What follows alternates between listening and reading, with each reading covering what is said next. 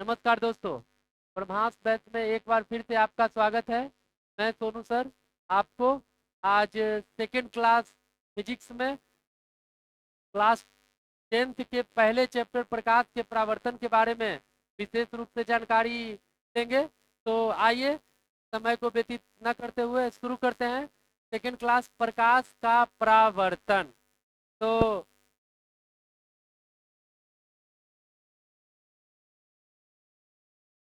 ठीक है, शुरू करते हैं।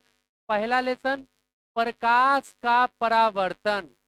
प्रकाश का परावर्तन, रिफ्लेक्शन, रिफ्लेक्शन ऑफ लाइट। सबसे पहले हम लोग जानेंगे कि प्रकाश के बारे में। प्रकाश क्या है? प्रकाश क्या है? जैसा कि हम लोग 7 6 से ही जानते हैं कि प्रकाश एक माध्यम है जिसके सहारे हम किसी वस्तु को देख पाते हैं। बिना प्रकाश के हम किसी वस्तु को देख नहीं पाएंगे। जिस लेकिन ये होना चाहिए कि प्रकाश में कि जिस वस्तु पर प्रकाश पड़ रहा है उसको हम देख पाते हैं, है कि नहीं? जैसे एग्जाम्पल आप लोग रियल लाइफ में भी देखते होंगे कि आप अंधेरे कमरा में बैठे रहते हैं, लेकिन रोड पर आने जाने वाले व्यक्ति को आप आसानी से देख पाते हैं। क्यों? क्योंकि रोड पर वाले व्यक्ति प्रकाश में हैं। वो आपको नहीं देख पाएंगे क्योंकि आप प्रकाश में नहीं हैं। तो प्रकाश क्या है? एक माध्यम है जिसके सहारे हम किसी वस्तु को देख पाएंगे। ये तो बचपन में हम लोग बहुत परिभाषा पढ़ चुके हैं। अब आते हैं प्रकाश के बारे में। प्रकाश एक तरंग के भांति भी व्यवहार करता है। प्रकाश एक विद्युत चुंबकीय तरंग है जिससे हमें देखने की संवेदना उत्पन्न होती है। एक विद्युत चुंबकीय तरंग है जिससे हमें देखने की संवेदना उत्पन्न होती है। ठीक है। अब आते हैं कि इसका प्रकाश का जो है अलग अलग माध्यमों में अलग अलग चाल होती है। जैसे हम लोग 9 क्लास में पढ़े ध्वनि के बारे में कि ध्वनि का सॉलिड में अलग होता है, लिक्विड में अलग होता है, गैसेस में अलग होता है कि नहीं? उसी प्रकार से प्रकाश के भी बारे में जानेंगे हम लोग कि प्रकाश का चाल भिन्न भिन्न माध्यमों में अलग अलग होता है। सबसे पहला निर्वात। निर्वात का मतलब क्या होता है? अंग्रेजी में बोलते हैं वैक्यूम। निर्वात, निर मने नहीं, बात मने वातावरण। जहाँ कोई वातावरण नहीं है उसे निर्वात कहते हैं। निर्वात में और लगभग जो है ड्राई एयर में कह सकते हैं, है कि नहीं? इसका यानी वायु में प्रकाश की चाल होती है 3 × 10⁸ मीटर पर सेकेंड। 3 × 10⁸मीटर पर सेकेंड। इसी प्रकार से पानी में हम बात करें, पानी में प्रकाश की चाल, पानी में प्रकाश की चाल की बात करें तो लगभग होता है 2.25 इंटू 10⁸ मीटर पर सेकेंड। और कांच की बात करें, कांच में प्रकाश की चाल, प्रकाश की चाल तो कांच में मेरे दोस्तों 2 × 10⁸ मीटर पर सेकेंड होता है कि नहीं? अब बात करें इसका तरंग दैर्घ्य के बारे में। इसका तरंग दैर्घ्य के बारे में बात करें तो ये लगभग 3800 एंगस्ट्रॉम से लेके 7800 एंगस्ट्रॉम के आसपास होता है। 7800 एंगस्ट्रॉम के आसपास होता है। इसके तरंग दैर्घ्य की चर्चा हम तीसरे लेसन में और डीपली करेंगे, लेकिन सब लाइन बाय लाइन पढ़ेंगे, तरीका से पढ़ेंगे तो ज्यादा बेटर रहेगा। तो इसकी चर्चा और आगे हम कर सकते हैं। अब आते हैं प्रकाश के बारे में कि प्रकाश एक कण के भांति व्यवहार करता है जिसे हम फोटोन कहते हैं। क्या कहते हैं? फोटोन कहते हैं। फोटोन, फोटोन कहते हैं। ये ये प्रकाश जो है एक कण के भांति व्यवहार करता है। कुछ प्रयोगों में कण की भांति भी प्रकाश व्यवहार करता है, इसीलिए इसे हम लोग फोटोन कहते हैं। अब आते हैं हम लोग, अगर जो किन्हीं को स्क्रीनशॉट लेना है तो ले सकते हैं, हम थोड़ा सा साइड हो जाते हैं। अब नेक्स्ट स्टार्ट करते हैं। इसके बाद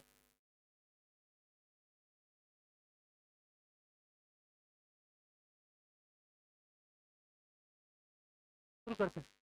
अब आते हैं हम लोग कि प्रकाश का स्रोत क्या क्या है, प्रकाश मिलता कैसे है।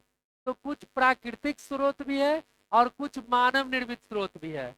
प्राकृतिक स्रोत की अगर जो हम बारे में बात करें, प्राकृतिक स्रोत, प्राकृतिक स्रोत है ना, और एक होता है मानव निर्मित स्रोत, मानव निर्मित स्रोत। तो प्राकृतिक स्रोत के मतलब क्या हुआ, नेचुरल रिसोर्स में। तो नेचुरल से कैसे, सूर्य से प्रकाश मिला, ये हो गया सूर्य, सूर्य ये प्राकृतिक स्रोत है, इसके बिना तो पूरा दुनिया अंधेरा है। अब आते हैं मानव निर्मित स्रोत में, तो बल्ब ले लेंगे, ट्यूबलाइट ले लेंगे, ट्यूब लाइट ले लिए, लालटेन जो कि आजकल के युग में खत्म हो गया है लेकिन ले सकते हैं, लालटेन, ये सभी। अगर जो बहुत लोग इसमें बोल भी सकते हैं कि सर बल्ब लेने से प्रकाश आ जाएगा, तो कह सकते हैं जलता हुआ बल्ब, जलता हुआ ट्यूबलाइट और जलता हुआ लालटेन, ये सब मानव निर्मित स्रोत हैं। और ये आते हैं, ये सूर्य हो गया आपका, सूर्य हो गया, तारा हो गया, प्राकृतिक स्रोत। चंद्रमा नहीं, चूंकि चंद्रमा का तो खुद का प्रकाश नहीं होता है। अब बात करें प्रकाशीय दृष्टिकोण से हम लोग बात करते हैं, तो वस्तुएं के प्रकार के बारे में, वस्तुएं के प्रकार के बारे में कि कितने प्रकार के होते हैं। रसायन शास्त्र में जाएंगे तो उसका प्रकार अलग अलग हो जाता है, भौतिक में आएंगे तो उसका प्रकार, प्रकाशीय दृष्टिकोण से देखेंगे तो वस्तुएं दो प्रकार की होती है, एक प्रदीप्त, प्रदीप्त वस्तु, या इसको कह सकते हैं दीप्तमान, दीप्तमान, अंग्रेजी में कहते हैं ल्यूमिनस। और ये दूसरा हुआ अप्रदीप्त, अप्रदीप्त, अप्रदीप्त वस्तु या पिंड। और ये हुआ अदीप्तमान, अदीप्तमान, नन ल्यूमिनस, नन ल्यूमिनस। तो प्रदीप्त के मतलब होता है प्रकाश देने वाले, प्रकाश, वैसे वस्तुएं जो प्रकाश उत्सर्जित करती है, वैसे वस्तु जो प्रकाश उत्सर्जित करती है वो प्रदीप्त कहलाता है, यानी जिससे प्रकाश निकलता है प्रदीप्त कहलाता है। हम लोग सूर्य की बात करें तो यह प्रदीप्त है, बल्ब की बात करें तो यह प्रदीप्त है, जिससे प्रकाश निकलता है वह प्रदीप्त हुआ, और जिससे प्रकाश नहीं निकलता है वह अप्रदीप्त हुआ। जैसे बात करें कॉपी, किताब, बेंच, लालटेन, ये सब, ये सब बात करें तो ये हो गया आपका, ये हो गया आपका अप्रदीप्त, अप्रदीप्त। तो प्रदीप्त में क्या हुआ, जो प्रकाश उत्सर्जित करता है प्रदीप्त कहलाता है, जो प्रकाश उत्सर्जित नहीं करता है क्या कहलाता है, अप्रदीप्त कहलाता है। अब आते हैं इसमें,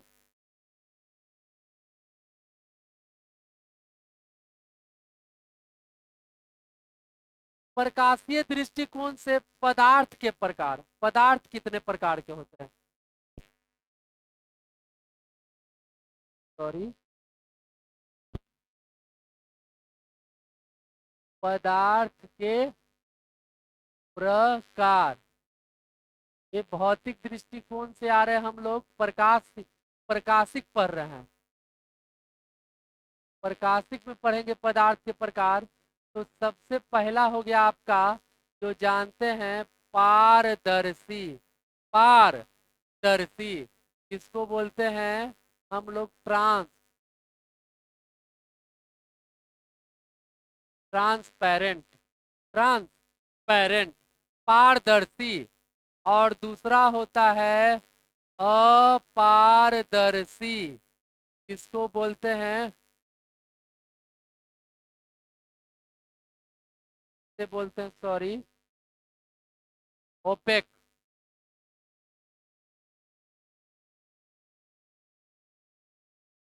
और तीसरा होता है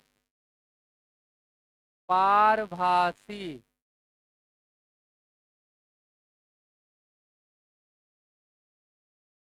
ट्रांसलूसेंट, ट्रांस, अब आते हैं पारदर्शी। पारदर्शी शुरू में पढ़े होंगे कि वैसे पदार्थ जिनसे प्रकाश आर पार हो जाए पारदर्शी कहते हैं। वैसे पदार्थ जिससे प्रकाश आर पार न हो अपारदर्शी कहलाता है। और वैसे पदार्थ जिनसे जिनसे प्रकाश का कुछ अंशतः मात्रा पार हो वो पारभासी कहलाता है। जैसे पारदर्शी की बात करें दोस्तों तो कांच या हवा कह सकते हैं। कांच हो गया, हवा कह दिए। साफ पानी, पानी सिर्फ कहने से पारदर्शी नहीं हो गया, साफ पानी कह सकते हैं। अपारदर्शी जिससे प्रकाश आर पार नहीं करता है तो अपारदर्शी में कॉपी हो गया। जैसे इस कॉपी को ले लेंगे तो इससे प्रकाश पार नहीं करेगा, तो ये क्या हो गया आपका अपारदर्शी। और पारभासी में आते हैं घिसा हुआ कांच, घिसा हुआ कांच या तेल लगा हुआ कागज, ये सब बात करें तो हमारा आ जाएगा पारभासी में। अब बात करें कि प्रकाश जो गमन करती है वो हमेशा सीधी रेखा में गमन करती है।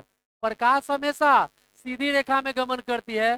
7 क्लास में आओ करके देखे में पढ़ना था हम लोग को कि एक पाइप लेते हैं और पाइप के सहारे यहाँ से देखते हैं,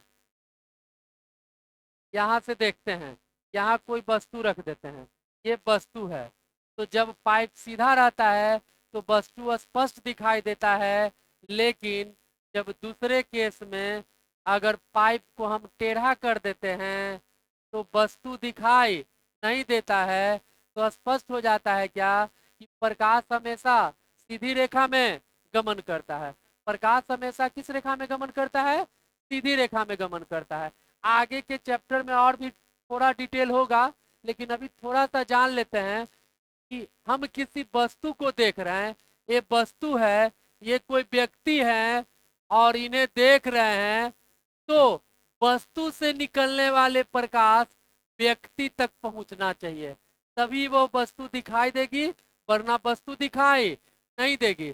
तो देखने के लिए वस्तु को प्रकाश में होना बहुत जरूरी है, यहाँ प्रकाश का होना जरूरी है। आप अंधेरे में भी रहिएगा, बिना प्रकाश में भी, तो आपको प्रकाशित वस्तु स्पष्ट रूप से दिखाई दे देगा।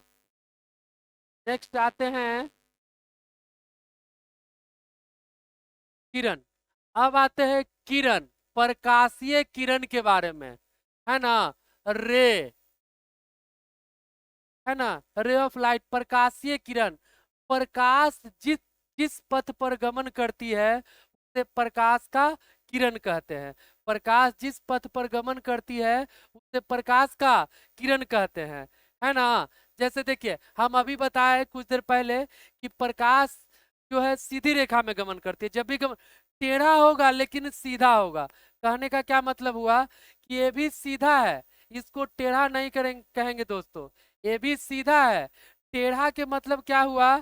टेढ़ा के मतलब आप कह सकते हैं ऐसे, ये कर्व लाइन हुआ। नहीं तो ये भी सीधा है और ये भी सीधा है। तो प्रकाश जब भी गमन करती है वह सीधी रेखा में, तो प्रकाश जिस पथ पर गमन करती है उसे किरण कहते हैं। जैसा कि अभी हम थोड़ा देर पहले बताए कि कोई भी वस्तु से बहुत सारे प्रकाश निकलती है, बहुत सारे प्रकाश।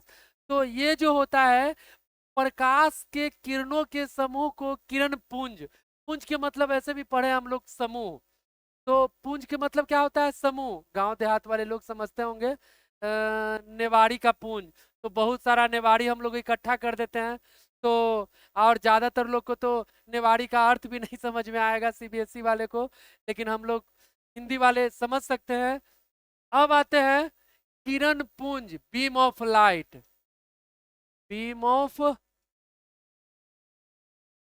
किरण पुंज, किरण पुंज के बारे में पढ़ेंगे। किरणों के समूह को किरण पुंज कहते हैं। अब किरणों का समूह अलग अलग तरीके से हो सकता है, कुछ ऐसे भी हो सकता है, ऐसे भी हो सकता है, बहुत सारे तरीके से हो सकता है। तो इसके बारे में हम लोग जानते हैं।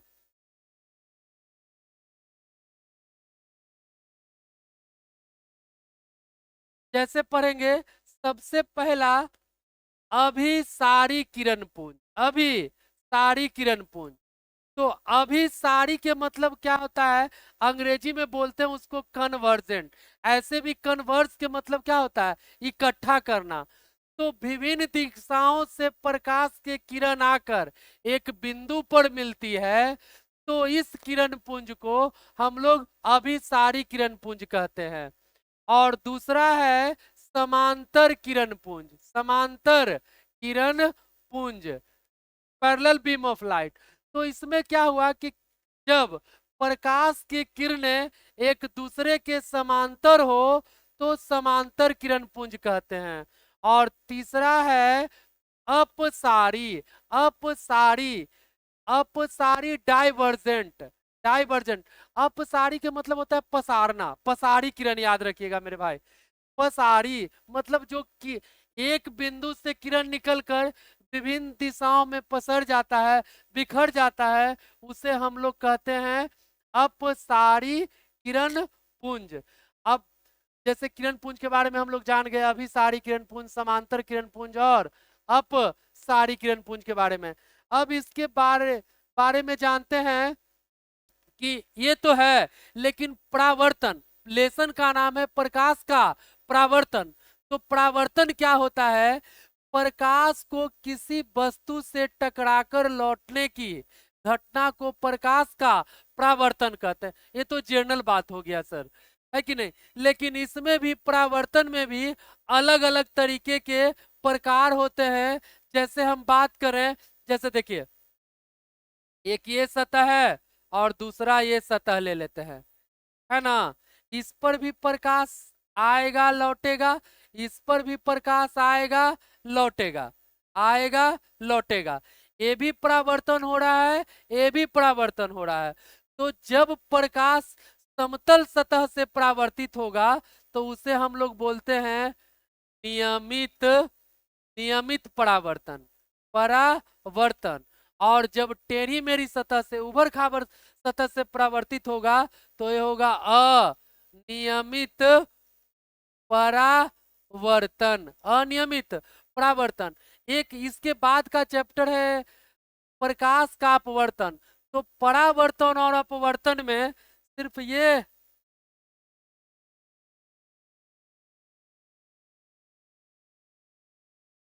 कह सकते हैं परावर्तन, परावर्तन,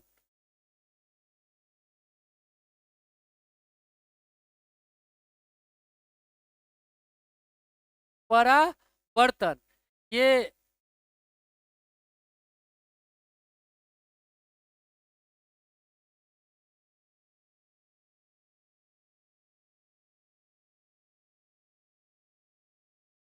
एक कांच है,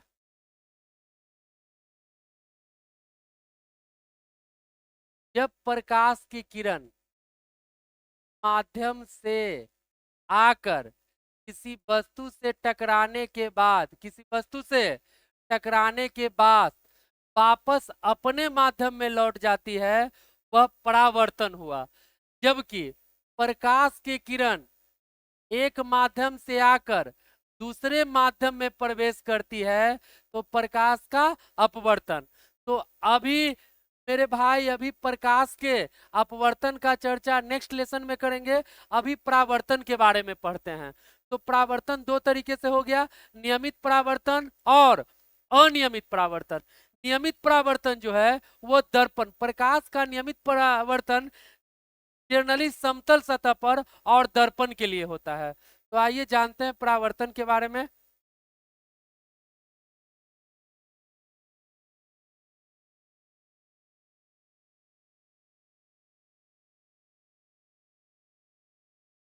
ये आपका समतल दर्पण है, समतल दर्पण है।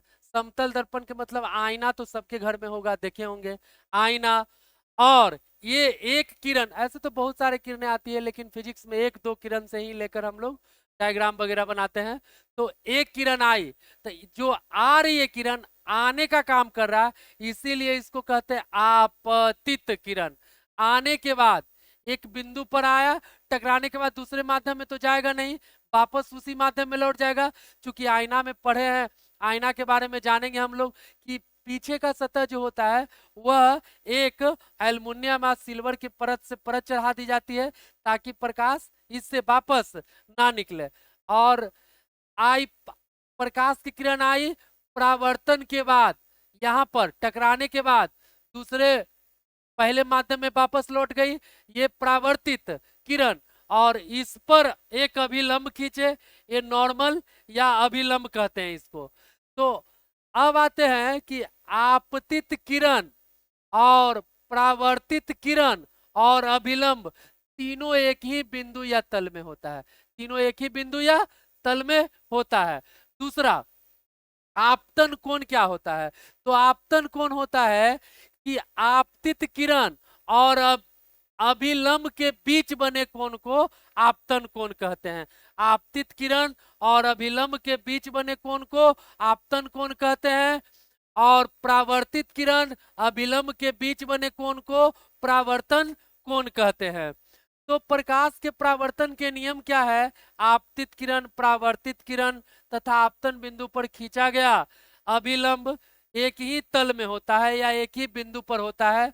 और दूसरा, आपतन कोण बराबर परावर्तन कोण, यानी जितना जितना कोण के साथ प्रकाश इन करता है उतना ही डिग्री कोण के साथ प्रकाश आउट करता है ना, वापस उसी माध्यम में लौटता है। जैसे बात करें, घर में ही बात करें, आईना के सामने आप टॉर्च लेकर खड़े हो जाइए और टॉर्च को एक एंगल से अगर जो फोकस करेंगे तो देखेंगे कि उसका एक फोकस जो है दूसरे ओर, जैसे जैसे इसका प्रकाश आने वाले प्रकाश का एंगल यानी कोण चेंज करेंगे वैसे वैसे चेंज होता जाएगा, यानी आपतन कोण परावर्तन कोण के बराबर होता है। लेकिन जब प्रकाश, यहां देख लेंगे, जब प्रकाश 90 डिग्री पर आएगा तो वापस उसी माध्यम में लौट जाएगा। आए दिन आप लोग के साथ हमेशा यह घटना होता होगा, तैयार वगैरह कहीं हो रहा है, लाइन कट गया,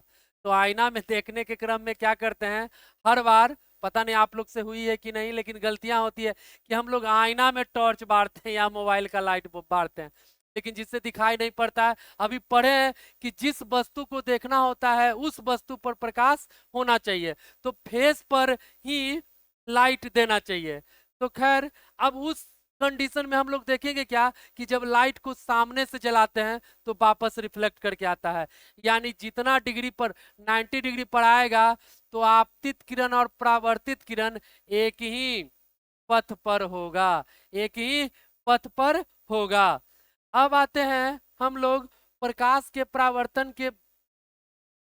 परावर्तन के बारे में जान गए। अब कुछ क्वेश्चंस है, देखते हैं आप लोगों का क्या।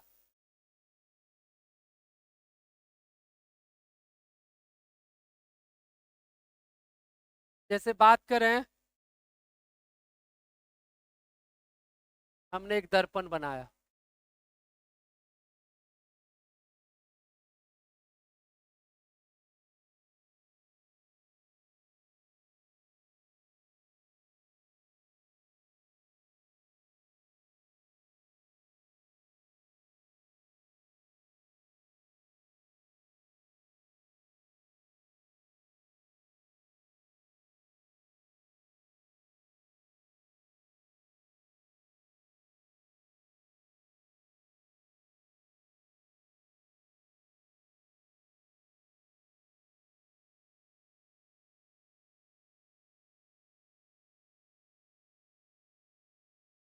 देखिए अब एक क्वेश्चन है, जैसे दर्पण और आपतित किरण का बीच का कोण है 30 डिग्री, और आपसे पूछे, ये हो गया आपतन कोण आई और ये हो गया परावर्तन कोण आर, और आपसे पूछ दे आपतन कोण का मान, तो सारे लोग गलती कर देते ऑब्जेक्टिव क्वेश्चंस में।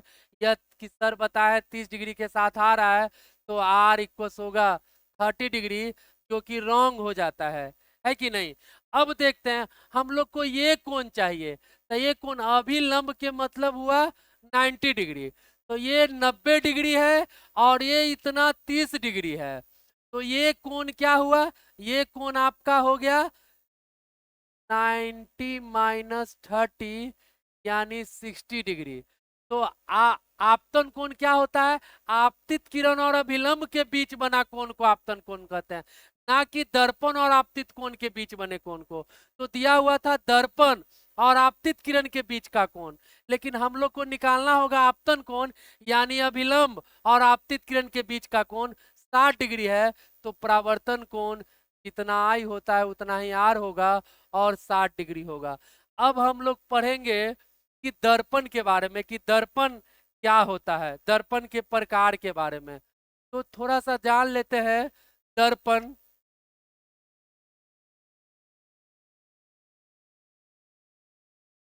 दर्पण मिरर,